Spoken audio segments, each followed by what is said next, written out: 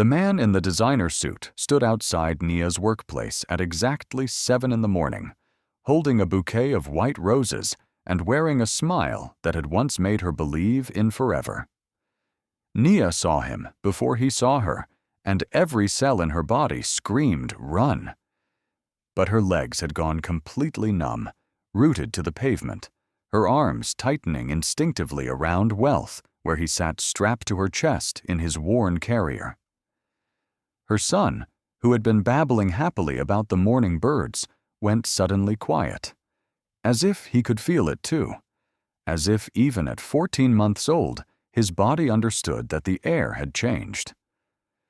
David Cole turned and found her eyes, and his smile widened. Before we go any further into this story, if you're already feeling the tension, please hit that like button right now, drop a comment telling us you're here for it, and subscribe to the channel so you never miss a story like this one. Your support is what keeps these stories coming. Now let's get back to Nia, because she's going to need all of us in her corner. David hadn't changed. That was the terrifying thing. Nia had spent 14 months rebuilding herself, becoming someone new, growing stronger in the spaces where he had broken her down. She had crossed an ocean. She had learned a new city. She had built something fragile and precious and entirely her own. And David Cole stood there looking exactly as he always had, polished and perfect, and absolutely certain that the world would arrange itself according to his preferences. "Nia," he said, his voice warm, like a man greeting someone he loved. "You look beautiful." She couldn't speak. Wealth made a small sound against her chest, and David's eyes dropped to the baby for the first time. Something moved across his face, something she couldn't quite read. It wasn't tenderness. It wasn't love. It was closer to recognition, the way a man looks at something he owns and has temporarily misplaced. "And this must be my son," David said. "No," Nia finally found her voice, and it came out steadier than she felt. "He is my son, and we're leaving." She walked past him, heart slamming, and he didn't grab her. That was David's genius. He never grabbed. He never threatened in ways that left marks or witnesses. He simply fell into step beside her, matching her pace easily, his voice dropping to something conversational and pleasant, as if they were old friends catching up. "I've been worried about you," he said. "Working night shifts with a baby strapped to your chest, living in that neighborhood. It's not safe, Nia. It's not what he deserves." "Don't," she said. "I'm just concerned. Any reasonable person would be concerned." He paused, and she heard the smile in his voice. Any court would be concerned. There it was. The first move, delivered so casually, she almost missed the precision of it. Nia walked faster, pushed through the door of the building, and didn't look back. But her hands were shaking as she swiped her access card, and Wealth, who normally chattered through her whole shift, pressed his face against her neck and stayed very still.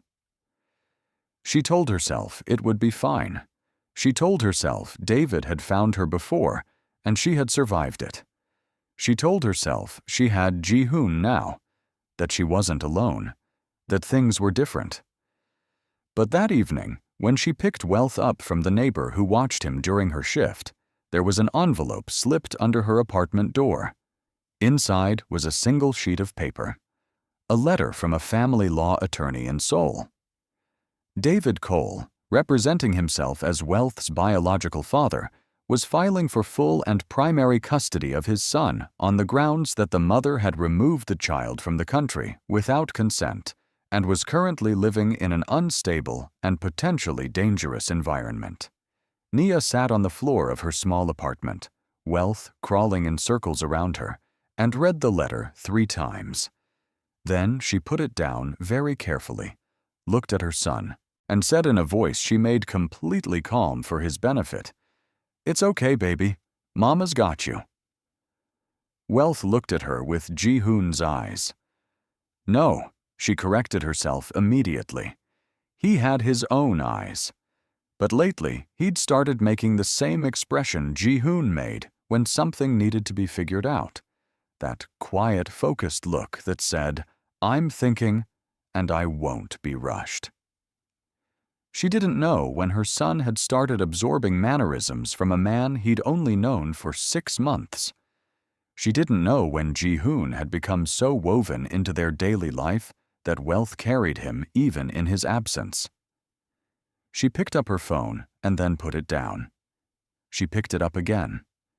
She thought about Ji-hoon's voice the last time they'd been at the park, the way he'd watched Wealth take his first wobbling steps between 2 park benches and looked like a man who had just witnessed something sacred. She thought about what David had said. Any court would be concerned. She thought about what a court case would look like. Ji-hoon's name appearing in Discovery, his background becoming part of the record, the picture it would paint of the environment she'd brought her son into. She put the phone down again. The next morning, Nia's landlord called. He was sorry, he said. He really was. But the building had been sold, effective immediately, and all tenants would need to vacate within 30 days. He hoped she understood. It was out of his hands. Nia sat with the phone pressed to her ear for a long moment after he hung up, and she understood perfectly. This was David. This was how he operated, quietly and thoroughly, removing every support until the only stable ground left was standing beside him. Her second job called that afternoon. Budget cuts. Her position was eliminated. So sorry. She'd be paid through the end of the week. By evening, Nia had done the math. Without her apartment and 2 of her 3 jobs, she had maybe 6 weeks before she was completely underwater. David hadn't raised his voice once. He hadn't made a single threat she could report to anyone. He'd simply reached out with both hands and begun dismantling the architecture of her independence, brick by brick, with the calm efficiency of someone who had done this before.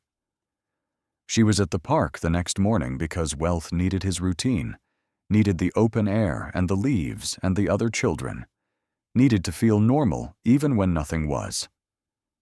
She sat on their bench, the one she and Ji-hoon had claimed over months of afternoon meetings, and she watched her son pull himself to standing using the bench slats, so proud of himself, so utterly unaware.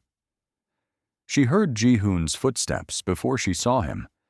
She'd learned them, the particular rhythm of his walk, unhurried and certain. She felt Wealth hear them too, the way the baby's whole body oriented toward the sound like a compass finding north. "Up!" Wealth announced joyfully, arms already extended.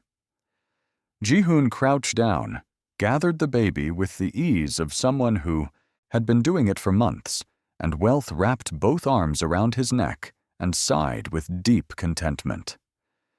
Ji-hoon looked at Nia over the baby's shoulder, and whatever he saw on her face made his expression change immediately.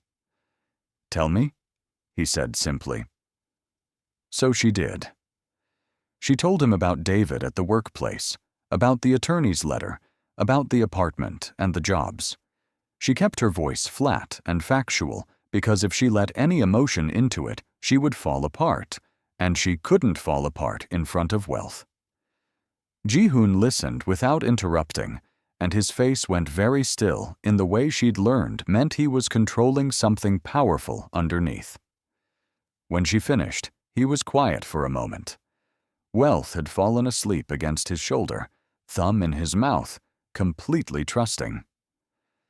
"I'll handle it," Ji-hoon said. "No." Nia's voice came out harder than she intended. "I need you to hear me. I can't let you handle it. If David connects you to us, he'll use it. He already mentioned the environment I'm raising Wealth in. Imagine what he does with a Korean crime boss in the picture." "Nia." I'm serious, Ji-hoon. He will weaponize you. He will put you in front of a judge as evidence that I am an unfit mother and that my son is in danger. That's exactly what he does. He takes the things you love and turns them into the reason you lose. Ji-hoon looked at her for a long time. So what are you saying? She made herself say it clearly because it was the only way she'd get through it without breaking. I'm saying we need to stop seeing each other, for now, until I figure out how to handle this. The silence that followed was very long. Wealth breathed softly between them. A bird sang somewhere in the trees above. Okay, Ji-hoon said finally, and his voice was so quiet she almost couldn't hear it. Okay? She'd expected an argument, expected him to push back, to tell her she was wrong, to insist on protecting her his way. The absence of resistance, somehow, hurt more than resistance would have. You asked me to earn your trust, to respect your choices, to protect without controlling. He looked down at Wealth sleeping in his arms, and his jaw worked. This is me doing that, even though everything in me is screaming that walking away is wrong. He carefully transferred the baby back to Nia's arms, and Wealth stirred slightly, but didn't wake. Ji-hoon stood. He smoothed Wealth's blanket with one hand, the gesture so gentle it cracked something in Nia's chest. But hear me when I say this. If he hurts you, if either of you is in danger, you call me. I don't care about the custody case or the attorneys or any of it. You call me. Nia nodded, not trusting her voice. Ji-hoon walked away without looking back, and Nia sat on the bench holding her sleeping son and told herself she'd made the right choice. She almost believed it. 3 days after Nia told Ji-hoon to stay away, her third job called with shift cuts. Not elimination, just reduction. Enough to make the math even worse. She sat at her small kitchen table that night after Wealth was asleep, spreadsheet open on her phone, and reorganized the numbers in every possible configuration. They didn't improve. David hadn't touched this job yet, but she knew it was only a matter of time. He was deliberate. He never rushed. He would tighten the circle slowly, like a man who enjoyed watching the walls close in. Her phone buzzed. Unknown number. She almost didn't answer. Ms. Johnson. The voice was professional, American, female. My name is Attorney Christine Park. I represent David Cole in his custody filing. I'm reaching out as a professional courtesy to let you know that we will be requesting an emergency hearing in 4 weeks. Given the circumstances of the child's current living situation, we believe the court will be sympathetic to our position. Mr. Cole is prepared to offer generous accommodations if you'd like to resolve this outside of court. What kind of accommodations? Nia said flatly. Mr. Cole is willing to withdraw the custody filing entirely. He's prepared to set up a generous financial arrangement for you and the child. In exchange, you would return to the United States, allow Mr. Cole regular access to his son, and cease any and all contact with persons of criminal background. A pause. He's being very reasonable, Ms. Johnson. I'd encourage you to consider it seriously. Nia ended the call. She sat in the dark for a very long time. Then she opened her contacts and scrolled to Ji-hoon's name and did not press call. She thought about what Christine Park had said, return to the United States, which meant back into David's orbit. Regular access, which meant David's hands on her son. Cease contact with persons of criminal background, which she had no doubt was written specifically to name Ji-hoon in any formal agreement. David had found her pressure points with perfect accuracy. The custody case threatened Wealth. The financial dismantling threatened her stability. And the condition attached to the resolution threatened the one person in Seoul who had made her feel safe. It was elegant, really. in the way that cruelty could be elegant when applied by someone intelligent enough to dress it as generosity. She started making calls of her own the next morning, to legal aid organizations, to the American Embassy, to a domestic violence advocacy group that a nurse she'd worked with in America had once mentioned. The legal aid organization was sympathetic but under-resourced. The embassy gave her a list of attorneys. The advocacy group was helpful but honest. An international custody dispute involving a wealthy American with established legal representation was not a simple case, and without her own strong representation, the statistics were not encouraging. She was on hold with the third attorney on the embassy list when someone knocked on her apartment door. Wealth looked up from the blocks he was stacking, interested. "Da?" he said, which was currently his word for door and dog, and anything that captured his attention.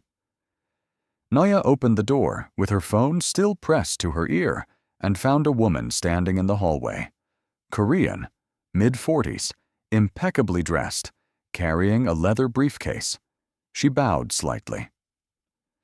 "Ms. Nia Johnson, my name is attorney Song Ji-young. I specialize in international family law and domestic violence cases. I've been retained on your behalf.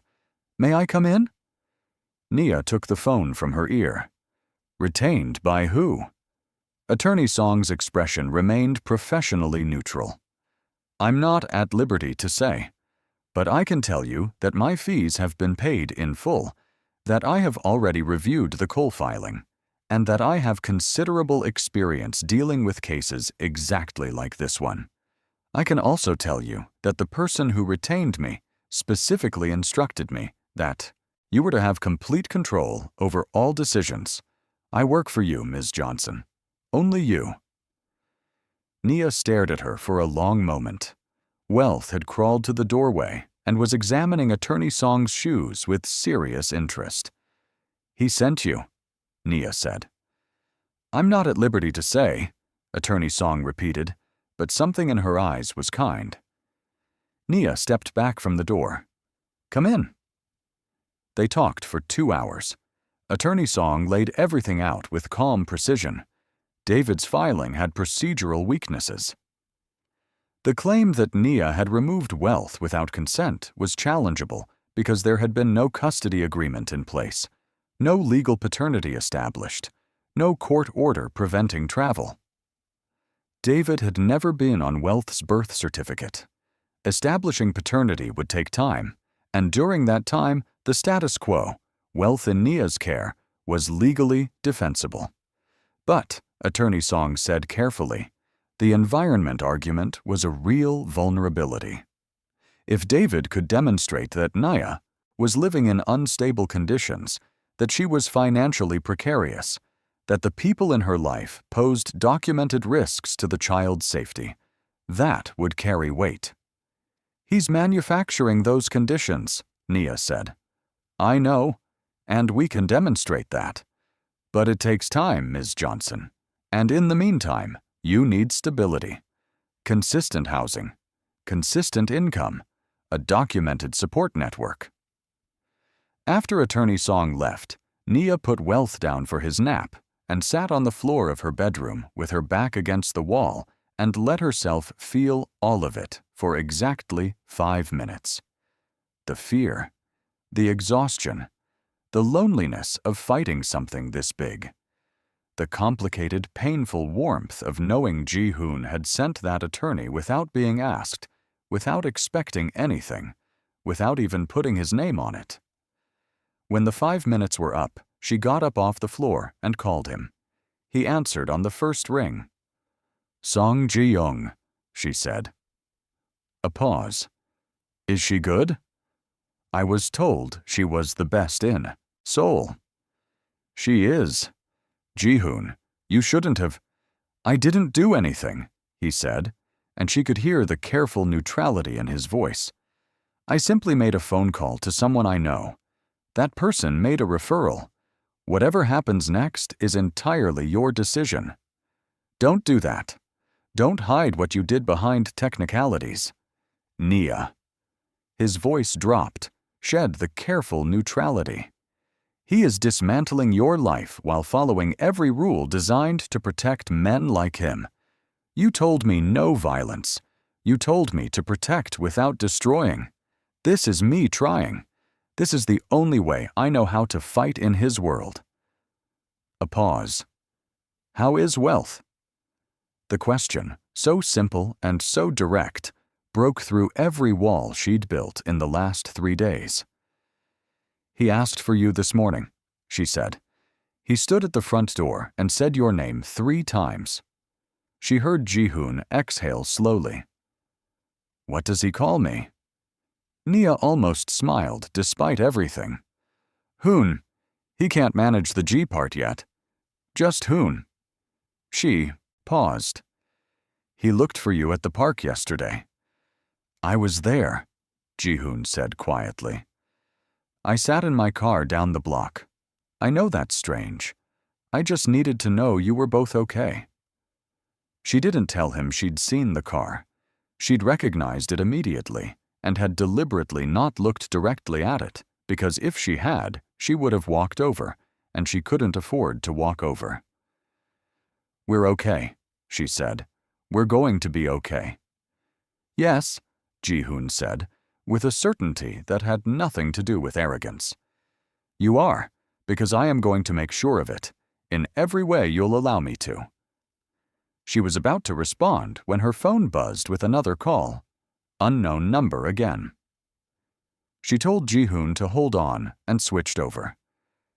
It was David. He didn't use his attorney this time. His voice was warm and conversational, as if they were old friends, and none of this was happening. I heard you got some legal help, he said. That's fine. I actually think it's good. It means we can have a real conversation instead of you just running from everything. A pause. I want to see him, Nia. That's all. I want to meet my son. Surely you can understand that. Whatever happened between us, he's mine. He is not yours, she said. The DNA will say otherwise. Goodbye, David. Think carefully before you hang up on me, he said. And now the warmth was gone, and she heard what lived underneath it. Because I can be patient, or I can be thorough, and you really don't want me to be thorough. She hung up, switched back to Ji-hoon. That was him, she said. Ji-hoon's voice went completely flat. What did he say? She told him. The silence that followed had texture to it, something controlled and very dangerous. Ji-hoon, she said carefully. Whatever you're thinking. I'm thinking, he said, that David Cole has made a strategic error. He's been fighting you because he thinks you're alone. He doesn't fully understand yet that you're not. David Cole understood power. He had built a technology company from a startup in his parents' garage to a billion-dollar enterprise by the time he was 32. He understood leverage and timing, and the art of making people feel like every outcome was inevitable. He had studied Ji-hoon Park the moment his investigator identified the man as a regular presence in Nia's life, and he had assessed the situation with his usual clinical efficiency. A Korean crime boss, David had decided, was a manageable problem. Such men operated on fear and reputation, both of which were local currencies. They had no reach in American courts, no standing in international law, and the moment you dragged their name into a custody proceeding, they became a liability to the mother rather than an asset. David had used Ji-hoon as a weapon without Ji-hoon even knowing it, embedding the threat of his association into the environmental instability argument his attorney was building. What David had not accounted for was that Ji-hoon Park had spent the last 6 months becoming someone different from the man in his investigator's file. Ji-hoon sat across from Tae-sung in the private room of a restaurant where no one would overhear them, and he laid out what he needed with the same precise calm he used for any business operation.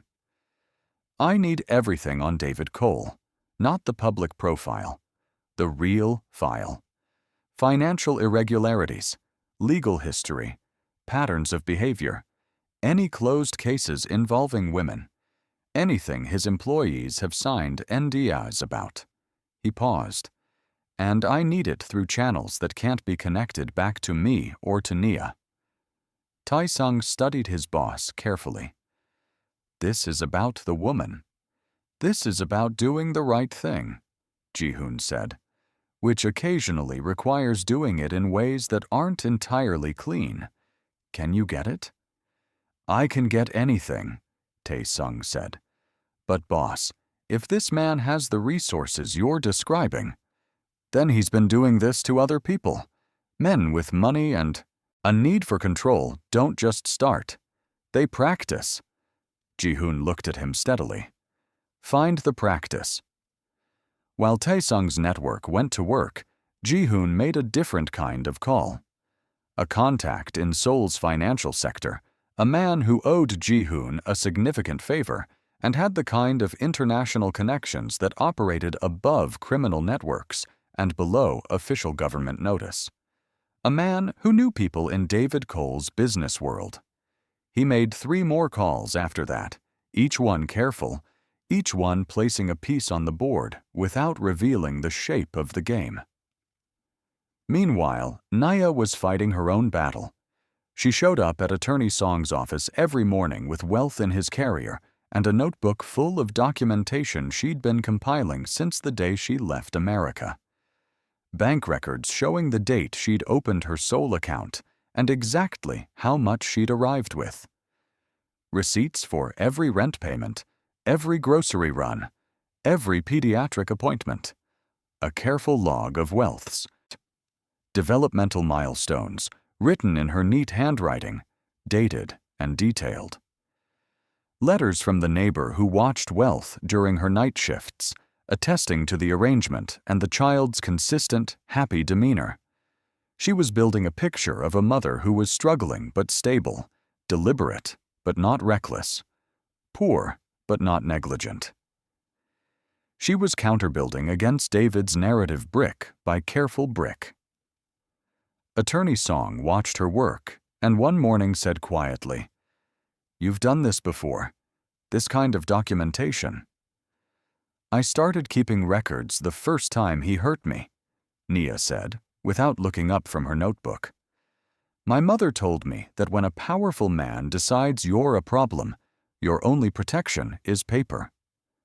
Your mother was right. Wealth, who had been stacking Attorney Song's business card holder into an increasingly ambitious tower, succeeded in knocking it over and looked immensely pleased with himself. Both women watched him clap his hands with delight. "He's a remarkable child," Attorney Song said. "He is," Nia agreed, and the pride in her voice was so complete it needed no elaboration. It was during their 4th meeting that Attorney Song slid a folder across the table. "My investigator found something," she said. "Something you should see." Inside the folder were copies of court documents from 2 different American states, 2 different women, 2 different cases, both settled confidentially, both involving allegations of coercive control and physical violence by David Cole. Both cases had resulted in sealed settlements and non-disclosure agreements. Both women had disappeared from public record with notable efficiency. Nia sat with the folder open in front of her for a long time.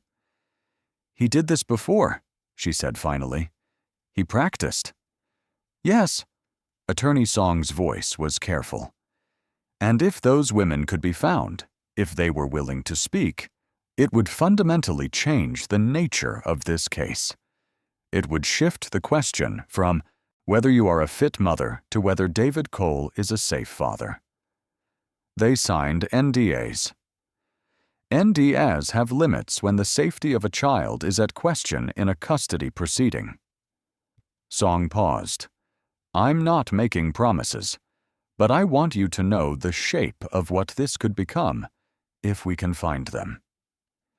That night, Ji-hoon arrived at Nia's apartment for the first time since she'd told him to stay away. She'd called him, and he'd come without asking why.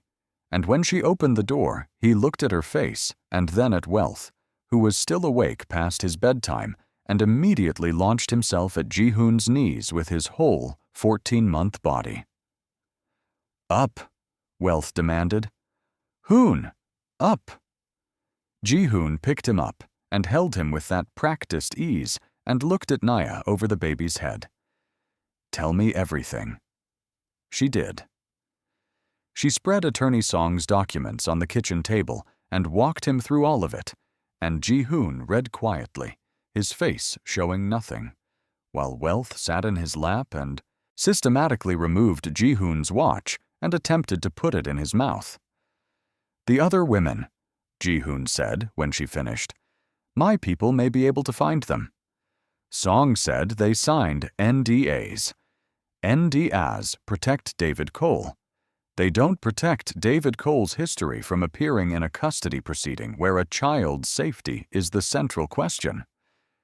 He looked up from the documents. "Will you let me try?"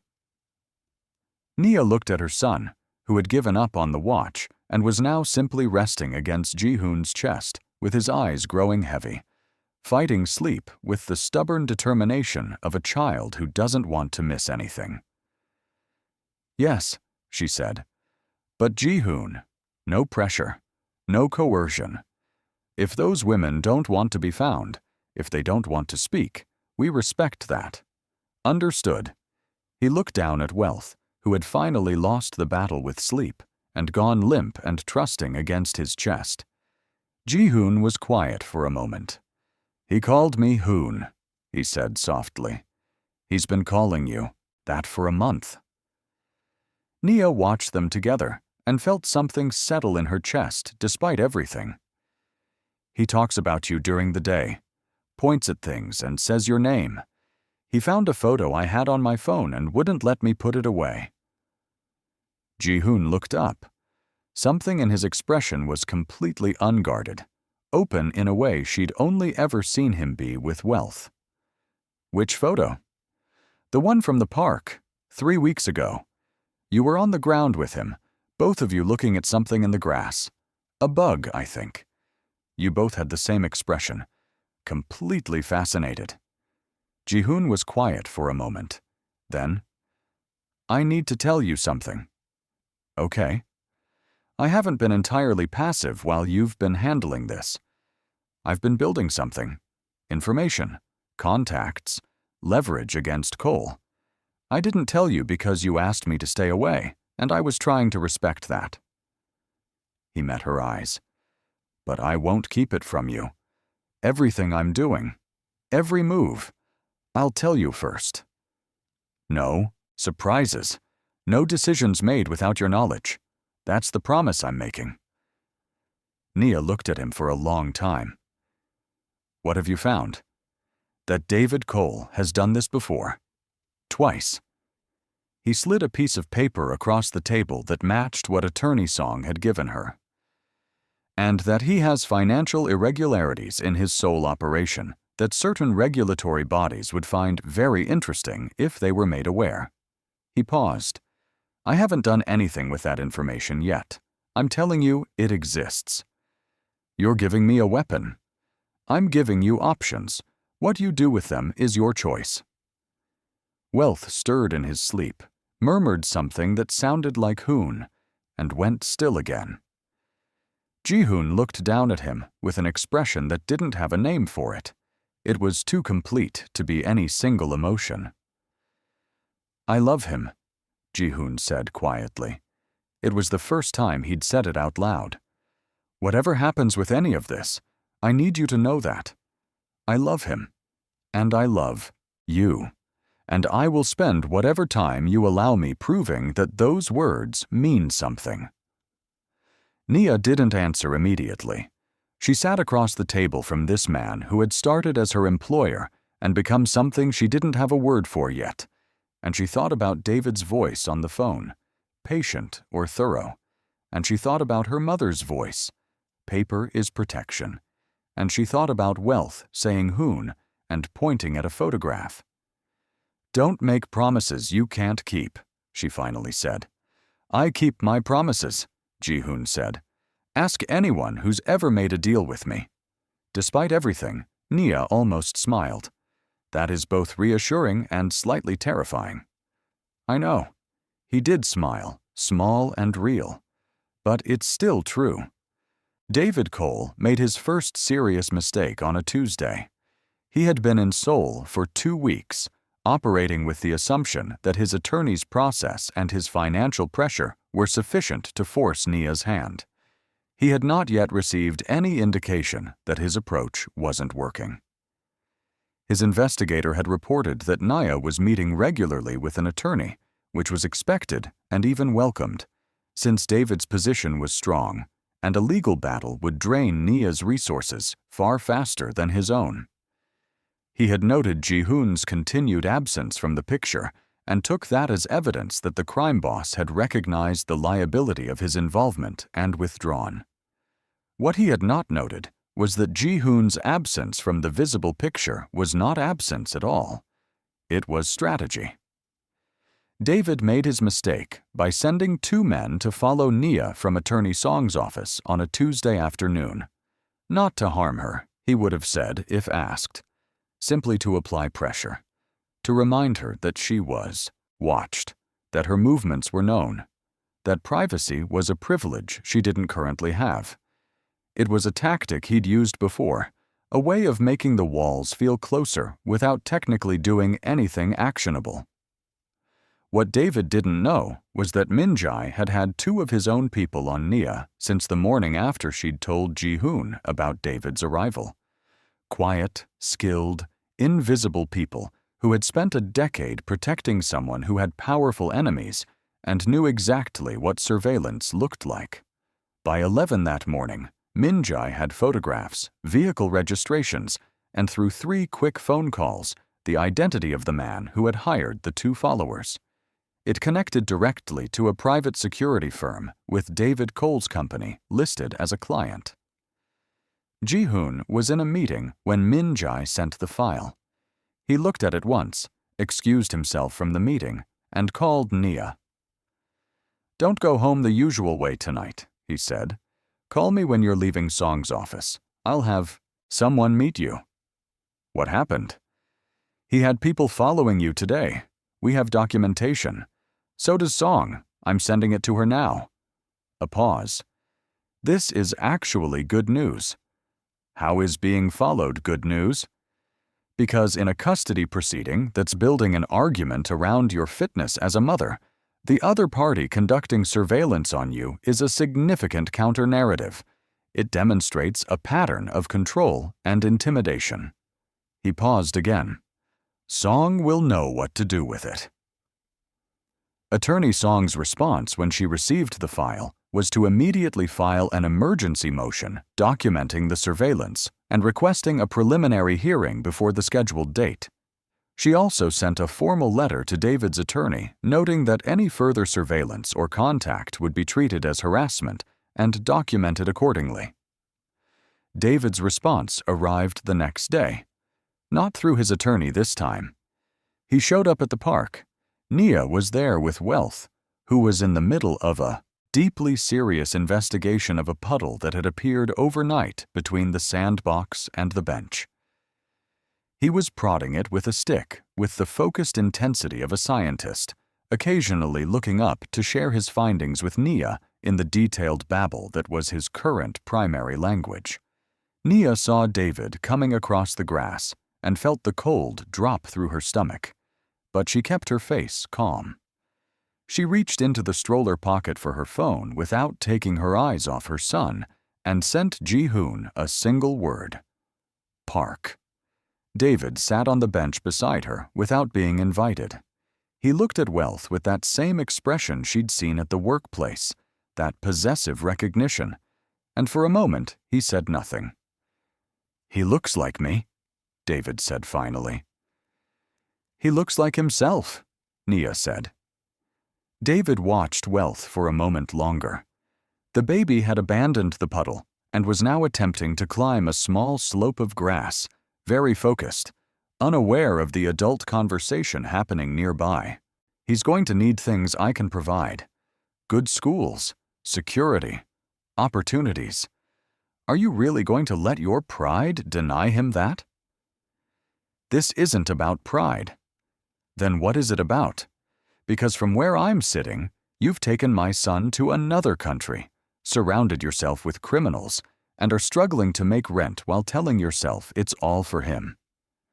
His voice was perfectly reasonable, perfectly measured. I'm not the villain in this story, Nia. I'm a father who wants to know his child. You wanted to know him so much you threatened me when I told you I was pregnant, she said quietly. You wanted to know him so much you put your hands on me. I made mistakes. I've grown. He said it easily, practiced. People change. Some people, Nia agreed, and she was not thinking about David when she said it. David looked at her sharply, picking up the undercurrent. Your crime boss hasn't been around much lately, he said. I notice that.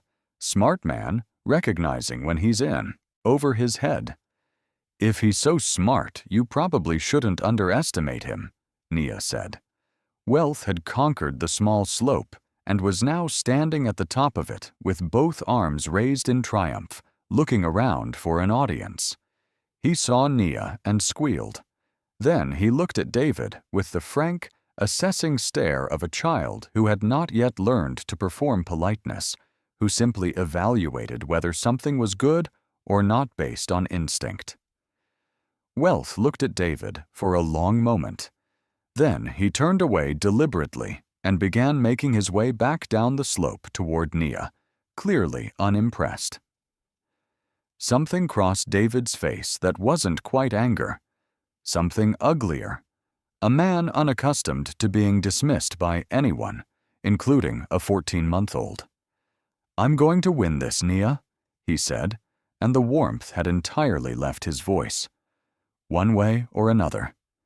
Then we'll see you in court, she said.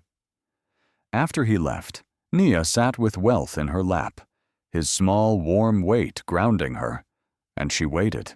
She'd sent Ji-hoon the message 14 minutes ago. She was not surprised when his car appeared at the park entrance 4 minutes later. He came across the grass at a measured pace, and she could see him scanning as he walked, reading the situation. He crouched in front of Wealth first, that ritual greeting, and Wealth grabbed his face with both hands and said, "Hoon," in the tone he reserved for things of great importance. I know, buddy, Ji-hoon said quietly. I know.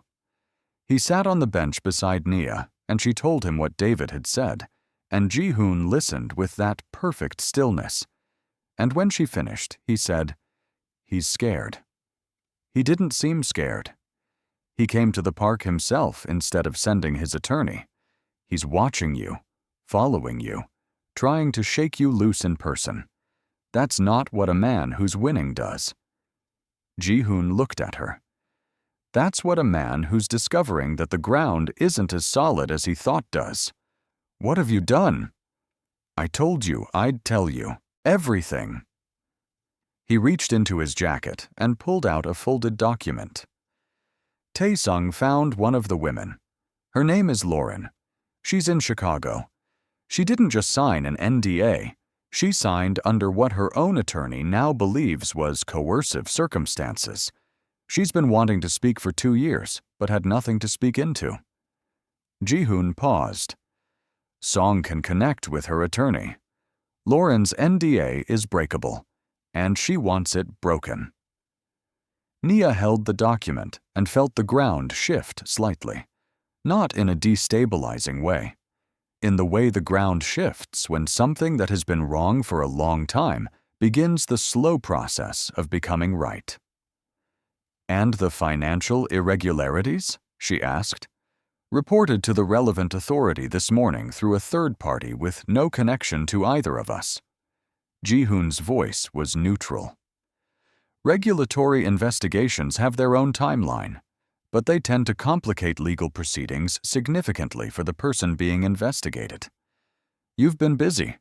You told me to protect without destroying. I've been trying to find the line. He met her eyes. Tell me if I've crossed it. She thought about it honestly. He had found a woman who wanted to speak. He had reported financial crimes through legitimate channels. He had placed protective eyes on her without telling her, and she found she couldn't be angry about that, not when she thought about David's men following her through Seoul. You haven't crossed it, she said. He nodded, and something in him relaxed slightly. Good. He looked at Wealth, who had climbed into the space between them and was trying to get both their hands at once, one fist wrapped around each of their index fingers. Clever kid, Ji-hoon murmured. He gets that from me, Nia said. Ji-hoon smiled. He gets a lot from you. David moved on a Thursday night. He had received notice of the emergency motion. His attorney had called him twice that day, and the second call had included the word irregularities in a tone that David did not like. He had also, through his investigator, learned that one of the women from his past had been in contact with Nia's attorney, and he understood then that the ground was shifting and that his preferred method of slow, deliberate pressure was no longer sufficient. David Cole, when cornered, did not become more reasonable. He became more direct. Nia was finishing her night shift when it happened. She stepped out of the office building at 11:45, and there were two men she didn't recognize waiting near the entrance, and David's car was idling at the curb. One of the men stepped forward before she could reach for her phone and said, very quietly, that Mr. Cole just wanted to talk, that this wouldn't take long, that she should come calmly for everyone's sake. Nia did not come calmly. She screamed, loudly, and drove her elbow into the man's solar plexus with the precision of someone who had taken a self-defense class the week after she left David 2 years ago and had reviewed those lessons in her head many times since. The second man grabbed her arm and she screamed again. What she didn't know was that Minjai's people had been outside that building every night for 2 weeks. What happened next was fast and quiet, and very efficient. The two men found themselves contained before they could do anything further. Minjae himself appeared from somewhere and opened the car door and said to David Cole, in accented but perfectly clear English, "Mr. Cole, my employer would like to speak with you. Tonight. Now." David looked at the contained men and at Minjae and made a rapid assessment. "Your employer is making a serious error," he said. "My employer rarely makes errors," Minjae replied pleasantly. "But he is very open to discussion. The car is waiting." It was not, Nia understood later, the car David had arrived in. Ji-hoon had been in position for hours. She didn't go with them. Minjae put her in a separate vehicle with 2 of his most trusted people and sent her to a safe location, a mid-range hotel 2 neighborhoods away, where a room had already been booked under a name that wasn't hers. Wealth was still with the neighbor, safe, asleep, unaware. She sat in the hotel room and tried to breathe and waited for her phone to ring. Ji-hoon and David Cole sat across from each other in a private room that Ji-hoon used for meetings that needed to remain entirely off the record. It was not a threatening space. It was simply a room with a table and 2 chairs and no windows, which was its own kind of statement. Ji-hoon looked at the man across from him and understood exactly what Nia had run from. David Cole was handsome and composed, and radiated the particular confidence of someone who had never faced a consequence he couldn't buy or, maneuver his way out of. He sat with his jacket still perfectly arranged, as if being brought to a meeting by a Korean crime lord's security team was merely mildly inconvenient. "I know who you are," David said. "Good. Then we can skip the introductions. Ji-hoon folded his hands on the table. Your men put hands on Nia Johnson tonight. We're going to talk about that. My men were attempting to facilitate a conversation by grabbing her arm outside her workplace at midnight. Ji-hoon's voice was completely flat. I want to be very clear about what I am and am not saying to you tonight. I am not threatening you. I am not making demands about your custody case or your legal strategy or any other matter that belongs in a courtroom. Those things are Nia's to handle, and she is more than capable. David studied him. Then what are you saying? I am saying that Nia Johnson is a person. Her son is a person. They are not leverage. They are not possessions. They are not pieces in whatever game you're playing. Ji-hoon paused. I am saying that you have demonstrated a pattern of using force and intimidation when your other methods fail, and I am saying to you, directly and clearly, that in this city, that pattern ends tonight. You're protecting your girlfriend. How romantic. I'm protecting someone who deserves to be safe. The fact that I love her is separate from the fact that what you're doing is wrong. Ji-hoon met his eyes. But since you mentioned love, let me ask you something. That child, Wealth, have you ever held him? David was quiet. Have you ever sat on the ground and helped him investigate a puddle? Have you ever felt him fall asleep against your chest and understood what it means to be trusted completely by something that innocent? Ji-hoon's voice remained level. You filed for custody of a child you have never held. You are dismantling his mother's life and calling it parenting. You are frightening a woman who already ran across an ocean to protect her child from you, and you're calling it your rights. I have legal rights. Your legal rights end where your behavior makes you a danger, and we both know the record of your behavior, David. Both countries' worth of it. Ji-hoon slid a folder across the table. Lauren is speaking. The regulatory investigation will proceed. The surveillance documentation is with Attorney Song, and what happened tonight will be formally reported tomorrow morning. David looked at the folder and didn't open it. His jaw was tight for the first time. You've been building this for weeks. You started building the day you showed up at her workplace. I started building the day she told me you were here. Ji-hoon leaned forward slightly.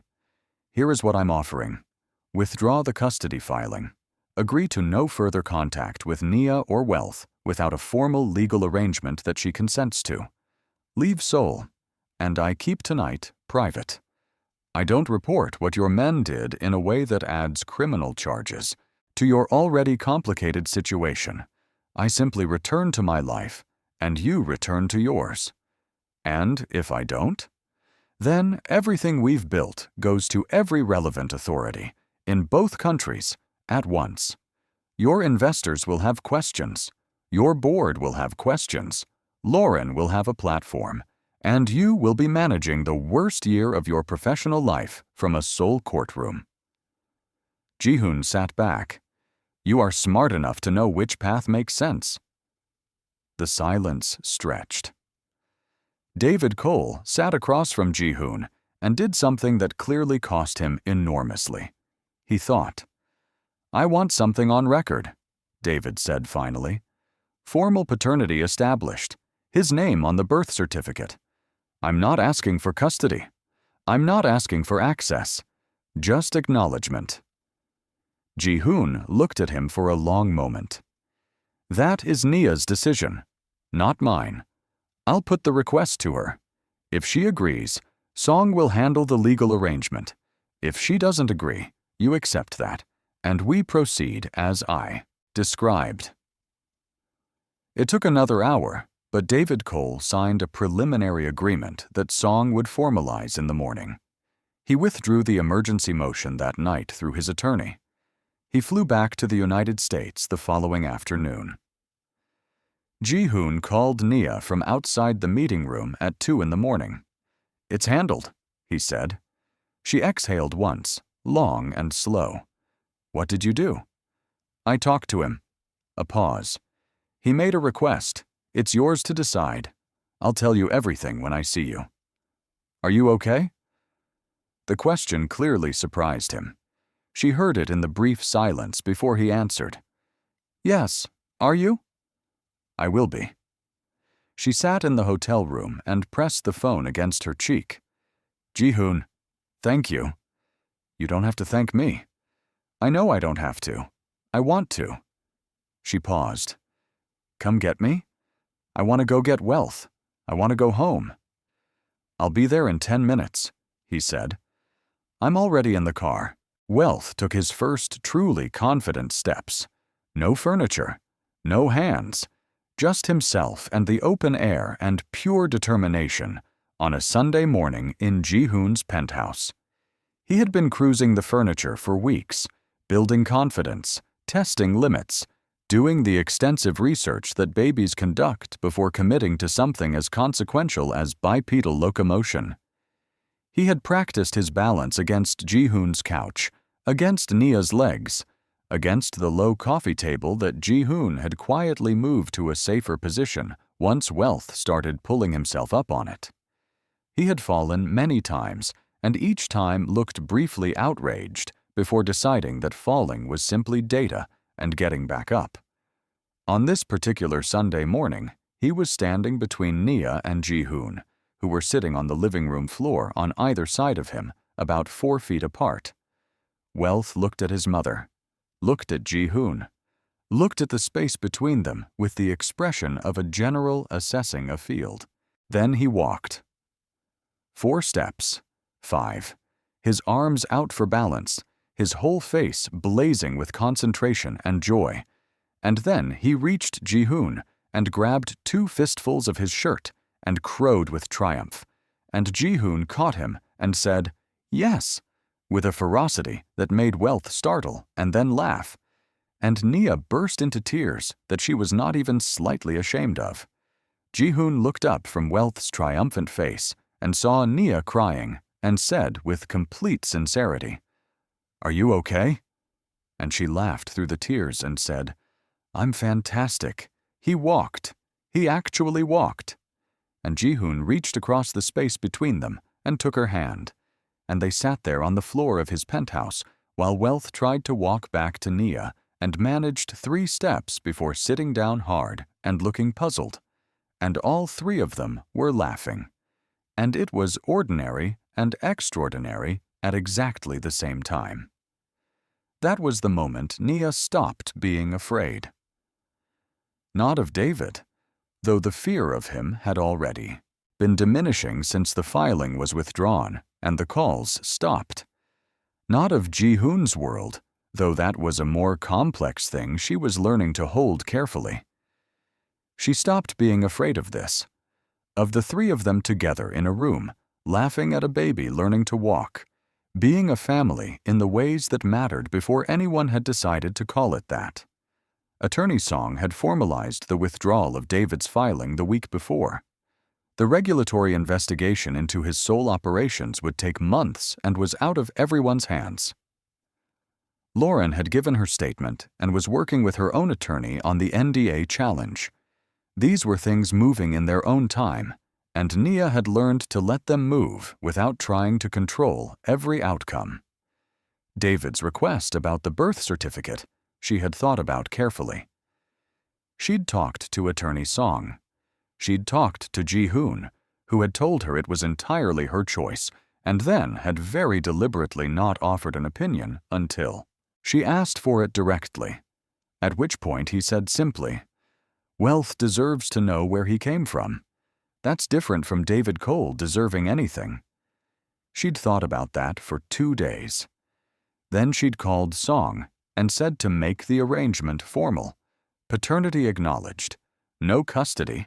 No visitation rights without her explicit future consent. The entire structure designed to give Wealth information about his origins when he was old enough to understand it, not to give David Cole access to her son. Song had handled it cleanly. David had signed without contesting the terms. And that was that. What remained was everything that mattered. Ji-hoon had been changing his world, as he'd promised, slowly and imperfectly, in ways that would take years to fully see. He had begun extracting himself from the more violent edges of his business, delegating with careful intention, redirecting resources in directions his brother would have approved of. It was not a dramatic transformation. It was a series of daily choices, each one small, each one adding to a direction. His men had noticed. Taesung had knocked on his office door one evening and said awkwardly, "You seem different." And Ji-hoon had said, "Good." And Taesung had nodded and left, which was the most emotionally complex conversation they'd had in a decade. Min-jae had said nothing at all, but had started bringing coffee to morning briefings and leaving a child-sized toy in Ji-hoon's car, with the complete implication that he knew exactly where it would end up. Nia had moved into a better apartment, one she'd found herself, paid for with her own income from 2 stable jobs that no one had interfered with since David's departure. She had refused Ji-hoon's offer to cover the deposit, then accepted his offer to help her move, which had been a comedy of errors involving Wealth insisting on being put down to help carry boxes, and then sitting in the middle of the floor of every room demanding an audience for his examinations of the new space. Ji-hoon had spent most of that moving day on the floor with Wealth, investigating baseboards and examining the texture of the carpet, and agreeing solemnly with whatever the baby's assessment of each room appeared to be. "You realize you're a crime lord on your hands and knees looking at carpet fiber," Nia had said from behind an armful of kitchen things. "He thinks it's interesting," Ji-hoon had said without looking up. "He thinks the electrical outlet covers are interesting. We're not investigating those." "Obviously not," Ji-hoon had said, as if this were a completely normal conversation, and Nia had set down the kitchen things and laughed until her sides hurt, while Wealth patted Ji-hoon's face with both hands and looked proud of himself for causing such delight. They had dinner together most evenings now, sometimes at Nia's apartment, sometimes at Ji-hoon's penthouse, sometimes at the small restaurant nearby where the owner had stopped looking alarmed, at the baby in the high chair and started leaving extra napkins and a small bowl of crackers unprompted. Wealth knew the owner's name, or his version of it, and greeted him with enormous enthusiasm every visit. On an evening in late autumn, when Wealth was asleep in the portable crib Ji-hoon kept at the penthouse and the city lights were doing their glittering work through the floor-to-ceiling windows, Nia sat beside Ji-hoon on the couch and said, "Tell me what you want. For real. Not the version where you're being careful with me. The actual thing." Ji-hoon was quiet for a moment. He looked at his hands. He looked at the door to the room where Wealth was sleeping. He looked at Nia. "I want this," he said. "Exactly this. Dinner and arguments about whether Wealth is old enough for certain foods, and you reading in that chair, and him calling my name in the morning, and knowing that this is what I come home to." He paused. "I want to be someone he talks about when he's grown. Someone who made him feel safe and loved, and like the world made sense." Another pause, quieter. "I want to be worthy of both of you. I know I'm not there yet, but I want the chance to keep trying." Nia looked at him for a long moment. Then she leaned her head against his shoulder and said, "You're closer than you think." Ji-hoon put his arm around her, and they sat in the quiet together while Wealth slept, and the city moved outside, and somewhere in the distance Seoul went about its complicated, beautiful life without any of them. "He walked today," Ji-hoon said. "He did. He's going to be running by next week." "Absolutely terrifying prospect," Nia agreed.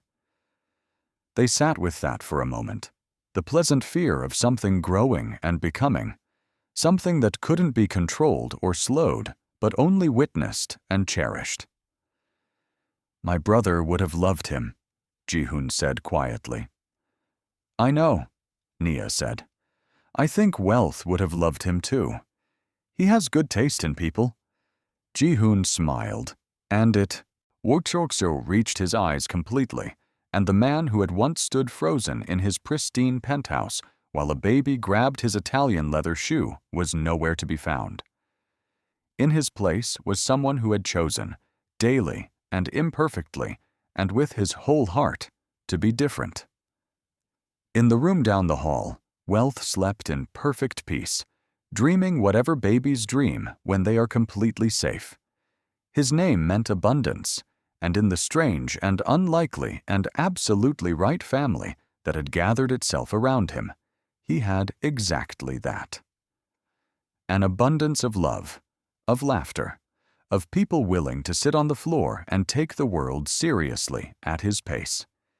He would grow up knowing the story of how he grabbed a dangerous man's shoe and refused to let go, and how that small act of trust had cracked something open that needed to be cracked. He would understand it the way children understand the important things, not as a dramatic rescue or a grand romance, but as a series of ordinary moments that added up to something permanent.